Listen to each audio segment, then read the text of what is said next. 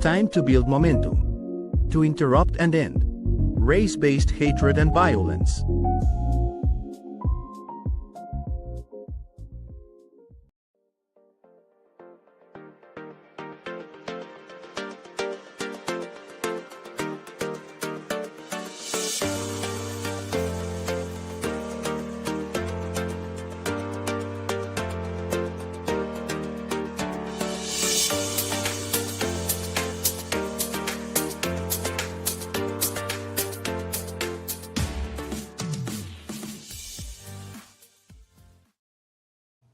Hey everybody, Tracy Brown here, and it is time for this week's focus on building momentum to interrupt or end race-based hatred and violence. And just by chance, this might be your first time ever seeing momentum. And so it is a very short, usually 10 to 15 minute injection in your week and in my week to remind us that we've made a commitment to be people who interrupt race-based hatred and violence as we come across it in our interactions with others, and to focus on one idea or one specific tip or one preferred resource that can help us do that. My name is Tracy Brown. I am the founder and the moderator for a Facebook group, What is Mine to Do, where we focus on asking that question. What is mine to do to interrupt or end race-based hatred and violence? And it is just one part of the work that I do with organizations and leaders all over the country in all areas related to inclusion, leadership development, communication across cultures, so that we can bridge the way that we work together and the way that we live together in our communities, although we may be very different from one another. So let's dive in. Every week I have a theme, and today the focus really is on knowing when to take a break. Now, I get it. That may be a little contradictory, that our focus is to build momentum, and then Tracy says, oh, by the way, know when to take a break.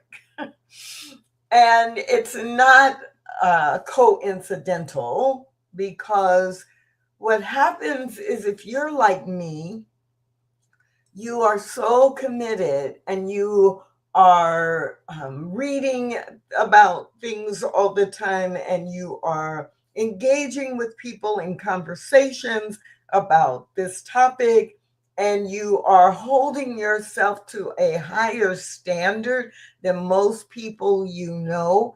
And so then what happens is you're consumed, and then you get burnt out. And so one of the things that I have learned that keeps me from getting burnt out, at least that keeps me from getting burnt out as often as I used to, was learning that I had to know when to take a break. And you know, it makes perfect sense when you think about it. I love what Anne Lamott wrote about taking a break. She said something like, oh, wait, now I'm going to forget it. I can't believe I actually am forgetting what she said. It'll come back to me, so I'm going to let that go. Maybe I do need to take a break, huh? But what I've learned is that, if we don't take a break, if I don't take a break, I get burnt out, and then I'm kind of out for a long time. But if I pace myself, if I go full blast for a while, but I realize I'm starting to get tired, or starting to get irritated, or starting to get frustrated, and think that maybe the efforts I'm taking are not helping, then I know it's time to take a short, planned break. Now, in the course of a very busy week, that might mean that I realize I'm running out of steam and I need to take a couple of hours, or maybe I need to take a full day and do only the things that I absolutely must do. And then the next day, come back to doing some things related to ending or interrupting race based hatred and violence, or teaching or speaking, etc. But maybe I've been fine. I've been running, I've been doing what I've been doing and teaching and talking to people and problem solving. And it's been going like that for a few weeks. And I realize, oh my, I'm really, really tired. Or something will come up in the news and I will just like feel completely helpless or completely overwhelmed with anger.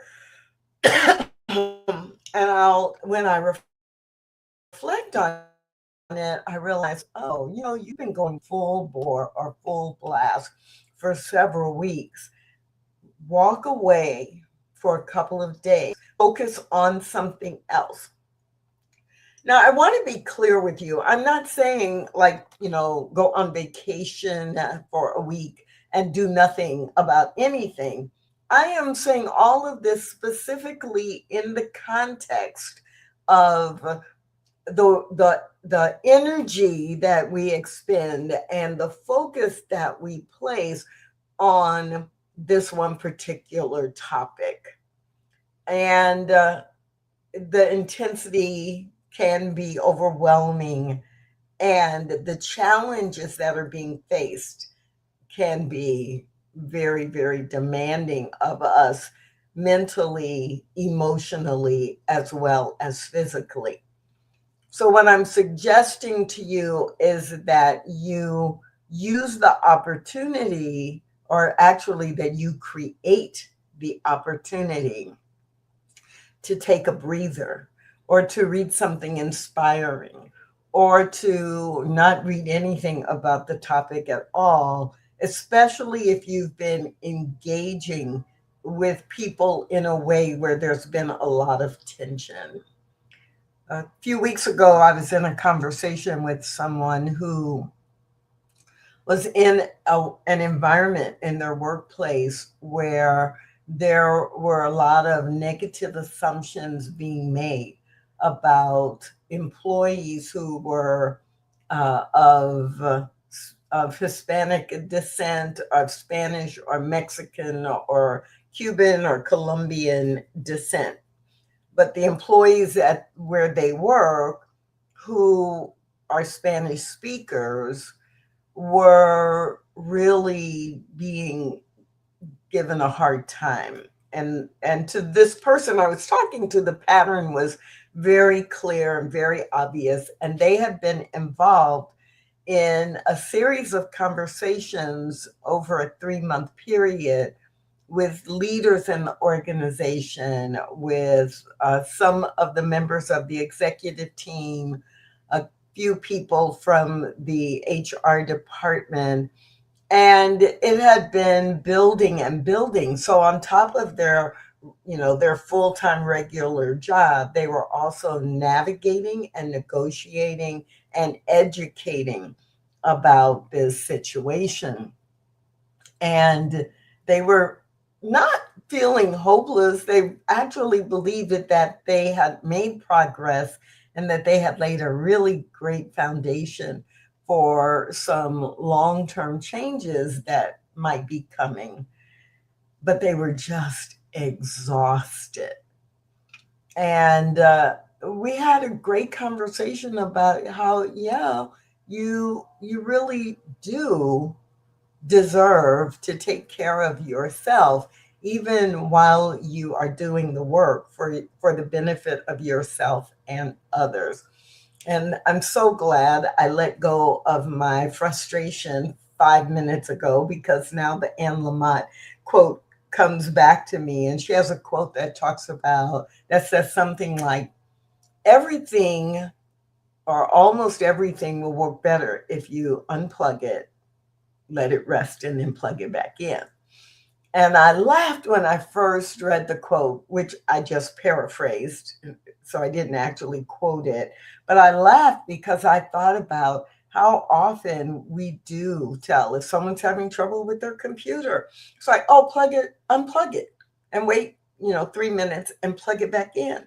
With our smartphones, turn the phone off and wait 2 or 3 minutes and then restart your phone. Like, let it reboot because it already has everything it needs within it to work. Some things happen.